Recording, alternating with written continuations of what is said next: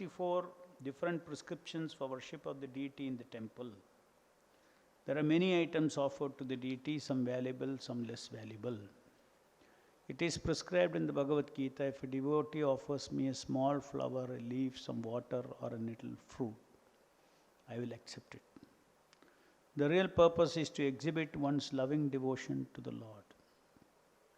The offerings themselves are secondary. If one has not developed loving devotion to the Lord and simply offers many kinds of foodstuffs, fruits and flowers without real devotion, the offering will not be accepted by the Lord.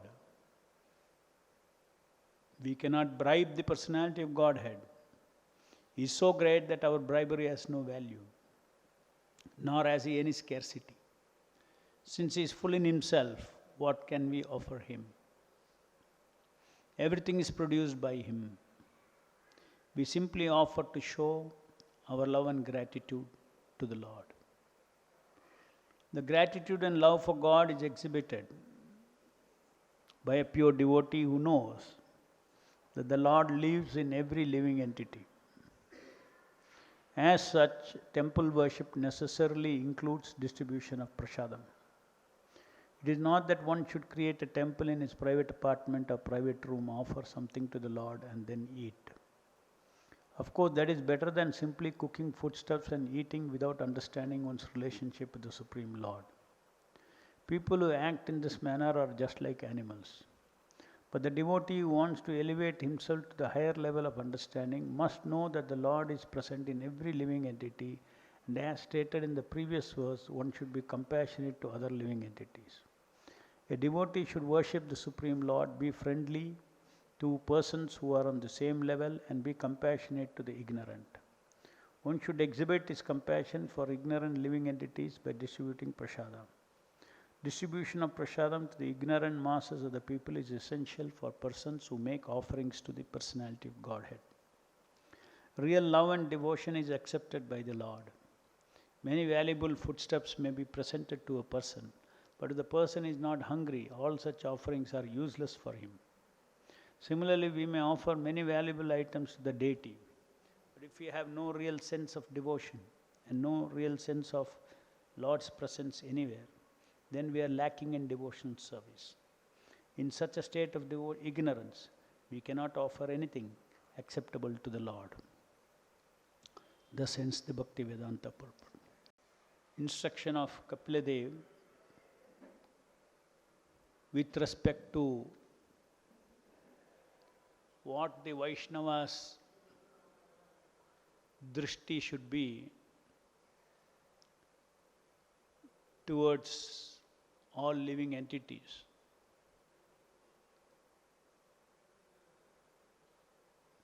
That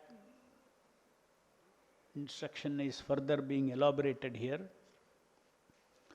Last 2-3 verses we have discussed that principle. And today is categorically stating that if you worship even with proper rituals and paraphernalia, person who is ignorant of my presence in all living entities never pleases me by the worship of my deities in the temple. Somebody may ask, okay, at least I am not advanced, but whatever I am offering to the deities, that much should be accepted. Is it not? Whereas here it says, never pleases me by worship of my deities in the temple, even if you worship the proper rituals and paraphernalia.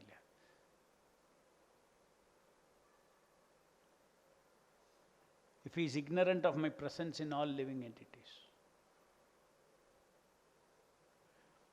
This is why it is mentioned here, again because you cannot feel the presence of the Lord, the transcendental presence of the Lord in the deity, unless you understand the Lord's presence in all living entities. How the Lord is transcendentally active in all living entities. By giving them the prajna, that is remembrance, knowledge and forgetfulness.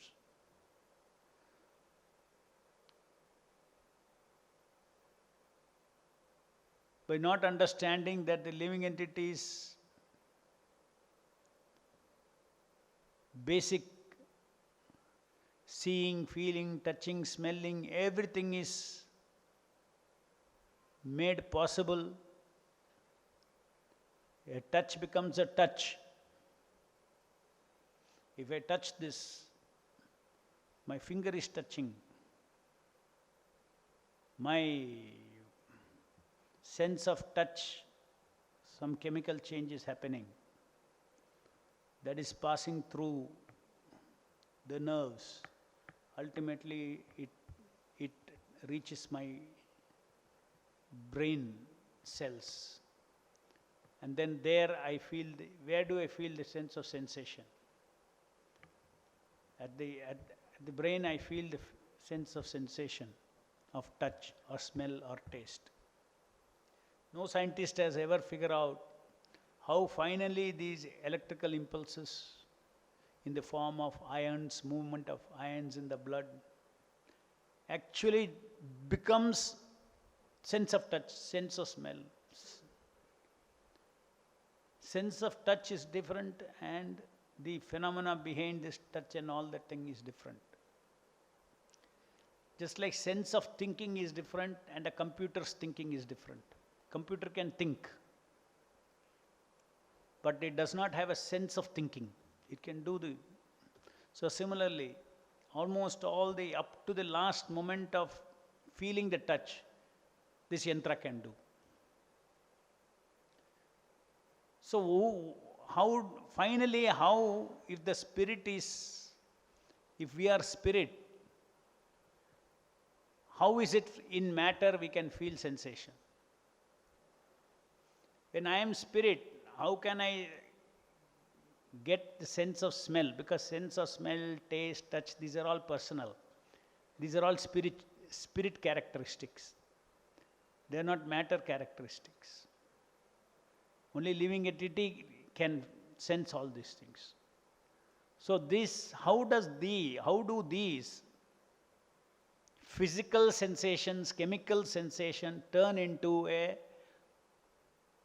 conscious sensation? A sensation with consciousness. How does it transform? That answer is given in the Bhagavatam, it's revealed in the Bhagavatam, that it is because of the sanction of the super soul that we are able to have all these sensations, and not only these sensations, and the remembrance, forgetfulness, etc. of this thinking, feeling, willing, touching, smelling, tasting, hearing.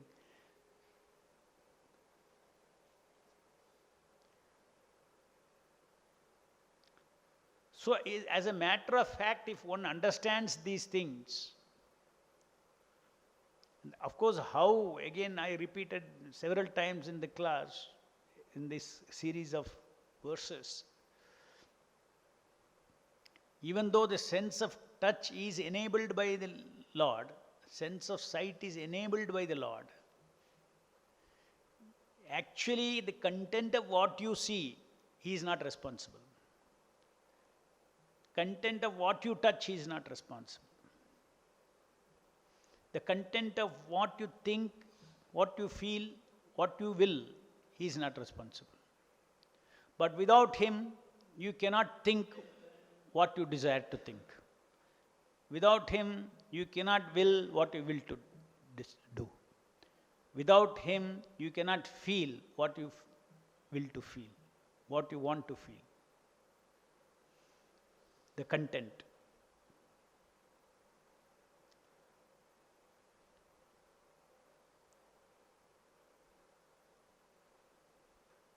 This is a very fundamental thing in the first canto of Bhagavatam itself. These revelations are there of how the living entity functions in this material world. He is spirit. How can he function in the material world?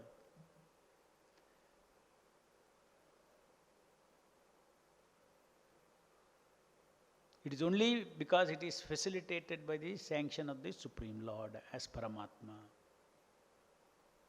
Why is the Lord like that? Why is Lord within all living entities? Because that is His Leela.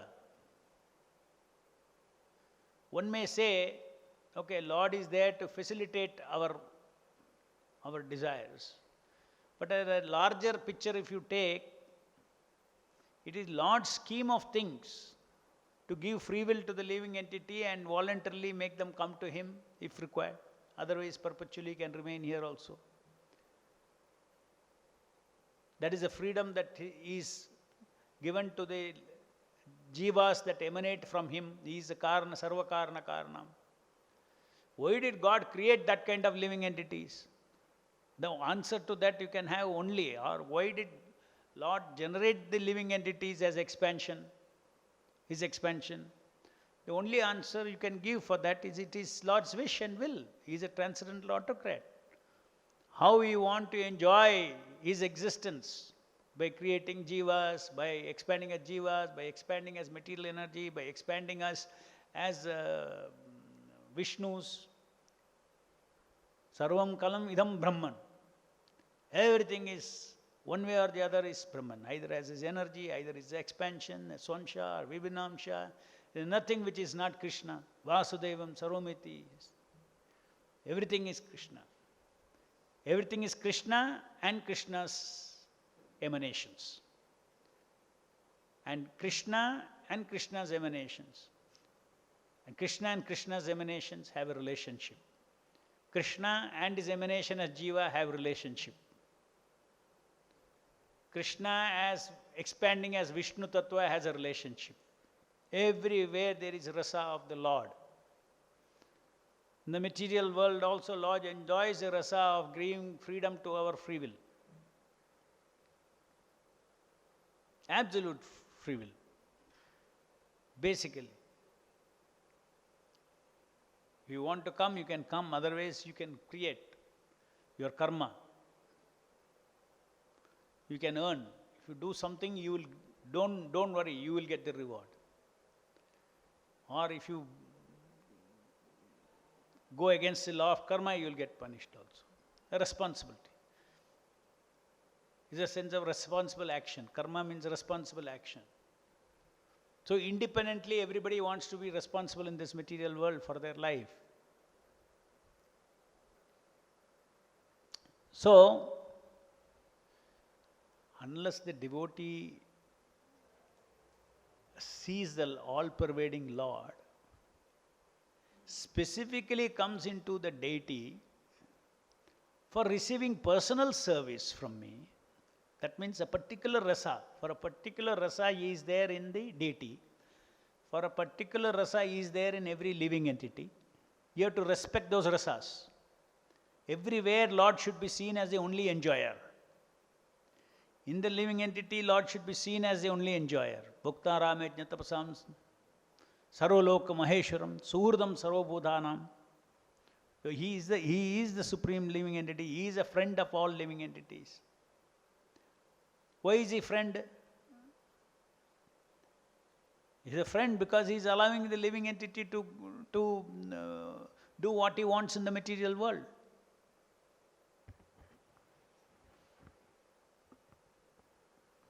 But he is a different type of a friend for his devotees.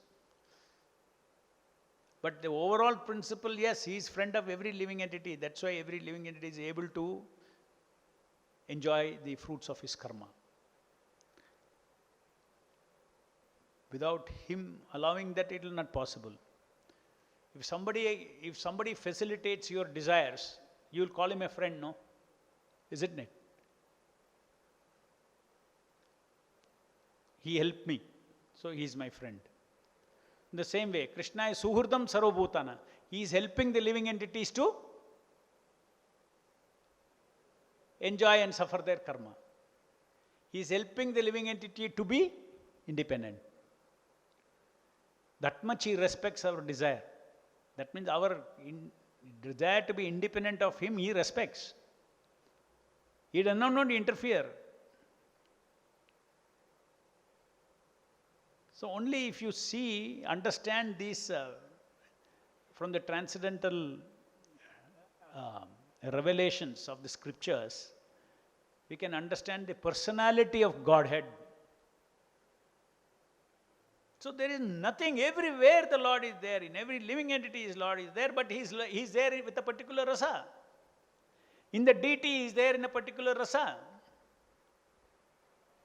So if you cannot see the Lord in the deity, you cannot see Lord in others. If you cannot see the Lord in every living entity, you cannot see the Lord in the deity. Because it is the same Lord. It is the same principle.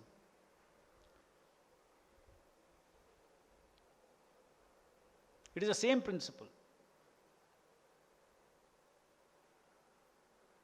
In the deity, particular rasa, but the same omnipotent Lord, tattva is same. Rasa is different. Tattva is same. The deity, the Lord in the deity's body and the Lord in each living entity's body. Tattva is same.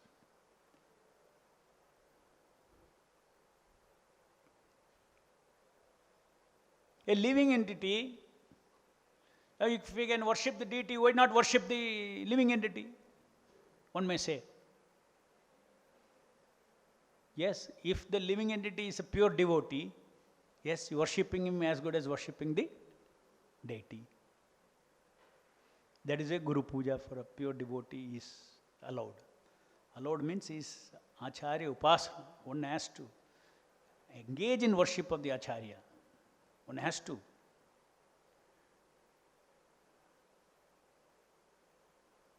But one who is not in full rasa with Krishna, he is still in rasa of karma, of doing his karma and earning his thing, sense gratification. If he is in that thing, that means there is a false ego in that body. He is not transparent.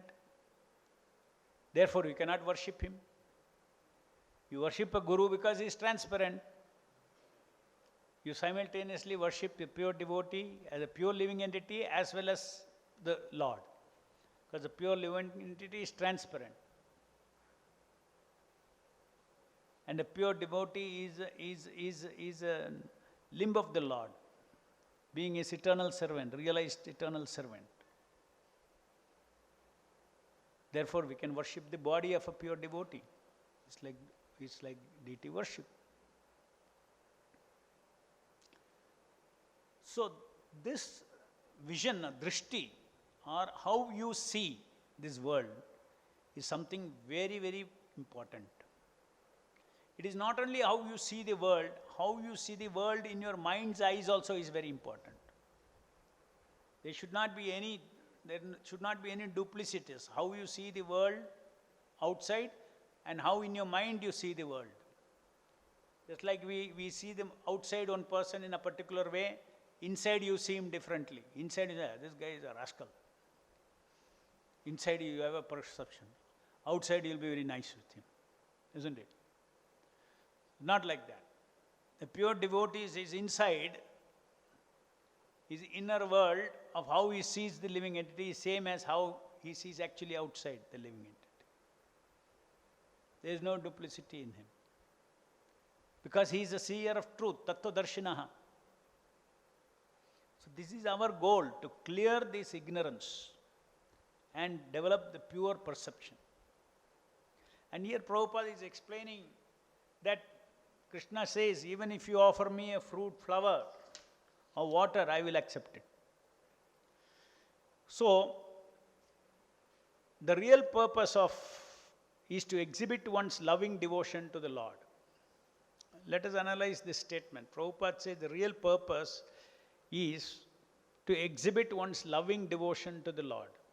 Exhibit means express.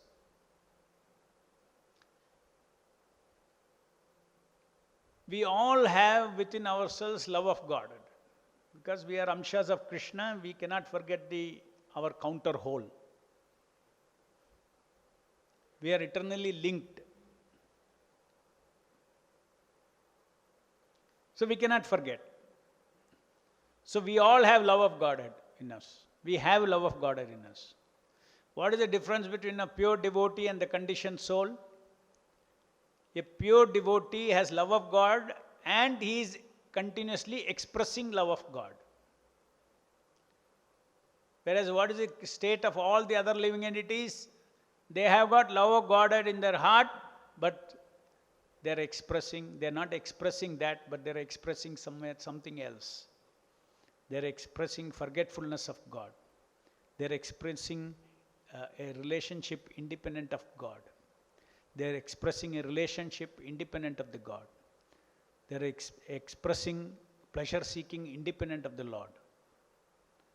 So that is the characteristic of the conditioned souls who also have love of God in their heart.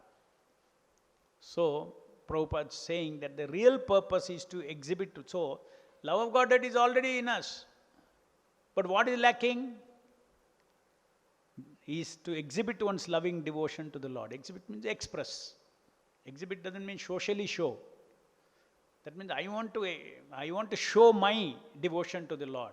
I want to show my Lord my devotion. That means I want to express. So entire devotional service is about expressing one's love for God.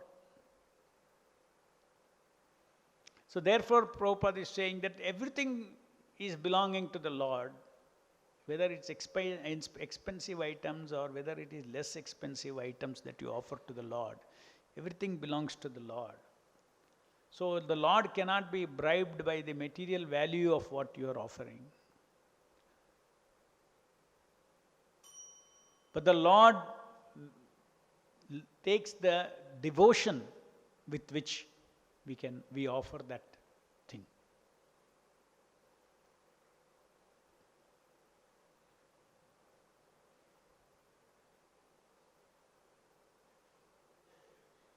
Suppose a poor man comes and offers 50 rupees in the hundi here. A rich man comes and offers 500 rupees in the same hundi. Would you say that man who offered 500 rupees offered more to the Lord's satisfaction than the person who offered 50 rupees? You will not say. What does that mean?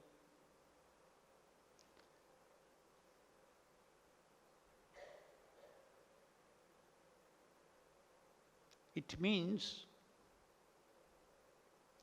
what is the sacrifice that the person made? Sacrifice is an aspect of devotion. What is the sacrifice that the poor man made in dropping 50 rupees in the hundi? Out of his 100 rupees that he has to survive that month, he puts 50 rupees. And the other person, out of 5 lakh rupees, he puts 500 rupees. So how much he has sacrificed? 500 by 5 lakh. Whereas this person has 50 by 100. Half of what he had, he has sacrificed. So the Lord sees the spirit of detachment, spirit of sacrifice, spirit of love. Sometimes he may offer the entire 100 also. He won't think, I don't care, I want to give it to the Lord. So this is what the Lord sees. He sees the devotion which is manifest as sacrifice at this stage of those who are attached to things in this material world, including our own self as full-time devotees. How much we offer ourselves in service of the Lord, how much of ourselves we keep for ourselves, for speculation, for sense gratification, for comfort, for without being, taking any risk, no trouble, shanti, shanti, shanti. Just see how, for the outside, for the other school of thoughts of philosophy, shanti, shanti, shanti is the highest, right? And here we say that if you say shanti, shanti, shanti, you cannot please the Lord. For the purpose of the Lord, for pleasing the Lord, you should have ashant. You should always be craving. I have to please the Lord. I always be craving. No peace.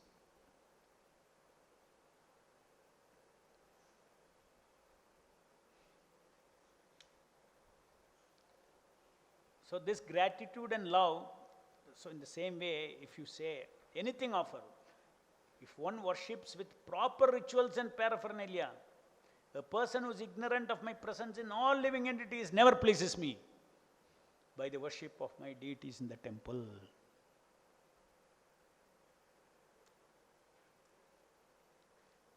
So preliminary understanding of Krishna consciousness means actually Krishna is everything.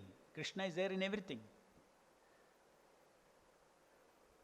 And when one understands that, and then the Lord has personally come in the deity body, the Lord is in every body, and He has come in the deity body.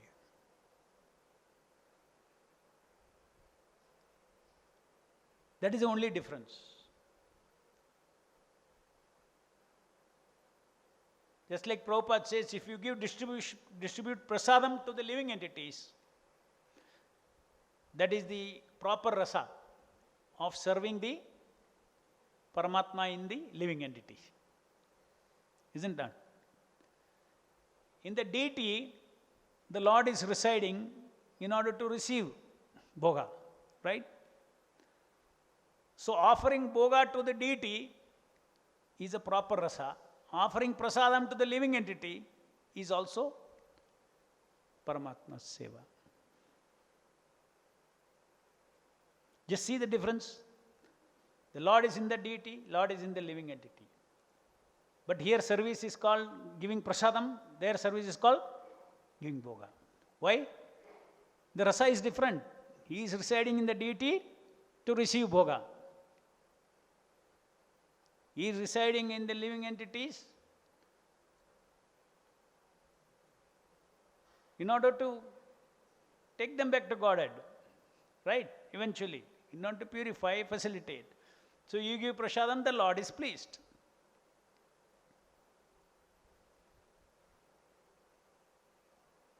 You cannot say God is in every living entity, let me offer bhoga to this man. But that's not the rasa in which he is residing in the body of the living entity. There you offer bhoga, here you offer prasadam. This is just an example. Like that, the way we treat and respect the Lord in every living entity's heart, the detail of that is different from how you respect the Lord in the deity. But the fact is that everywhere the Lord is respectable. How to respect Him is something that you have to learn from the Shastras. But He is respectable, and Lord's presence is available everywhere for respecting and for worshipping. Just like a pure devotee, you can worship Him. The ordinary person, you cannot worship Him. That is not proper to worship Him. Any questions? Hare Krishna, Prabhu. A very important aspect is about respecting and serving Vaishnavas. When we do this in the community of devotees, how do I know that I'm in line with Paramatma's desire of taking him back and I'm not helping him do some sense gratification or subtle level sense gratification? So how do I really serve a Vaishnava who's my god brother or somebody I'm serving, who's my equal, or sometimes even we have new devotees who come into the ashram. So how do we serve them? How do I serve Vaishnavas? How to relate? And how to not trouble the Paramatma within the other living entity? How to serve is given in the scriptures. How to serve those whom you can give mercy. Everybody is in different stages of Krishna consciousness. So, till you become a pure devotee of the Lord, you have to use your intelligence to differentiate. For your own sake of determining how to behave, you have to differentiate whom you can help in Krishna consciousness, whom mutually can help each other, and from whom you can get help in Krishna consciousness. It's all centered around your this thing. Your need, as you rightly said, I have a need, I have to serve. The Shastra says I have to serve I have to serve those who are needing Krishna consciousness. I have to serve people, devotees who are equal to me. I have to serve those from whom I receive instructions. I have to serve all of them. Then only I am respecting the super soul in them. That means you have to use your intelligence. The Shastra says how you discriminate. So that cannot be theoretical, that has to be practically. Where do you get inspiration? Who inspires you? Who helps you? That determines in terms of phala. Somebody who is senior, let's say you are serving him, you want to serve him, he is senior by a number of years, okay. At social level also some respect everybody deserves. But from the spiritual platform, does he deserve respect? If constantly, he is telling you that, hey, how can you be Prabhupada's disciple? You cannot. Say if he is insulting your relationship with Prabhupada, all this Ritvik thing is all bogus. Very senior devotee. Able to, good knowledge, Bhagavatam knowledge, everything. But how can you cannot serve him. Serving means relationship. So there is a defined relationship. So that serving is association. If you serve, that you get association. So you have to be careful. Where you get benefit, somebody increases your faith in Guru, somebody inspires you to do devotion service, to be committed, yes, then I will receive mercy. You have to tag him as one from whom I can receive mercy, not my equal. Somebody who is mutually friendly and mutually you are able to inspire each other. It's also a fact. By the result you can see, when we are together, then we inspire each other. Then there is a behavior there. Then with younger devotees, you should inspire them, encourage them. And then that is the kind of seva you can do to them. In order to do all that, you have to maintain your own proper, nobody will listen to you if you don't have a proper standing in spiritual life. Nobody will not listen. So you cannot serve a Vaishnava who is a young devotee if you are not practicing what you are saying. So like that, you have to use intelligence. All directions are given in our scriptures. And there is no confusion how to relate in such a way that we respect Paramatma in everybody's heart. We serve the Lord in everybody's heart. In fact, that is very important. As much as you take care to serve the deities, you have to take care, I do proper service to different kinds of living entities in different levels of advancement in spiritual life in relationship with me.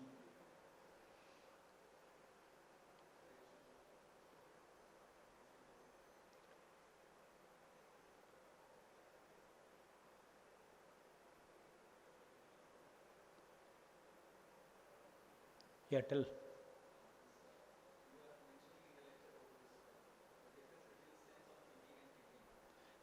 Difference between sense of thinking and thinking.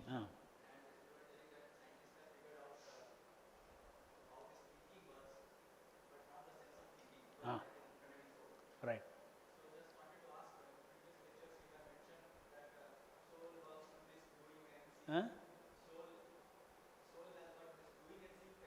Correct.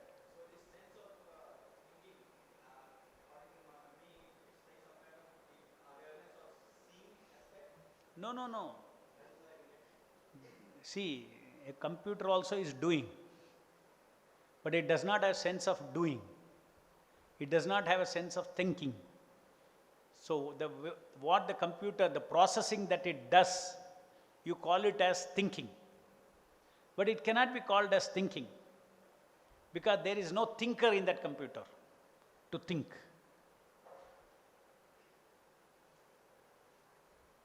Just like you can say knowledge is there, but what is really here is what? White paper and black ink. But how does white paper and black ink? You can scan with a scanner. An artificial intelligence will sort out also what are the things it is saying also. It will come and say you want how many times Krishna is there in this word. You are asking that.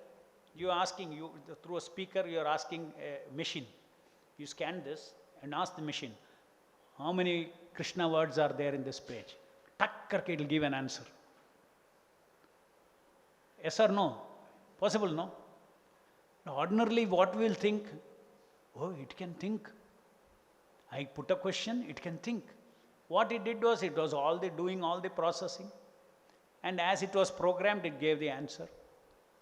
But finally, I am the one who asked the question. And I am the one who gets the answer. Asking the question and getting the answer is not in the computer. Those are all material processes. But who asks question? You ask the question. Who comprehends the answer? It's you. A computer cannot comprehend. There's no comprehension. So touch of spirit is what, as I said, in this material world, it is a super soul who is an interface, who gives us the touch of spirit, a touch of spiritual qualities, touching, smelling, tasting, thinking, feeling, doing, all those things. Up to there, everything, up to the last thing, everything this yantra can do. But finally, the soul is required to see that, to touch that, to smell that. It is required. Jiva and super soul is required. Like this printing ink, like many examples can be given.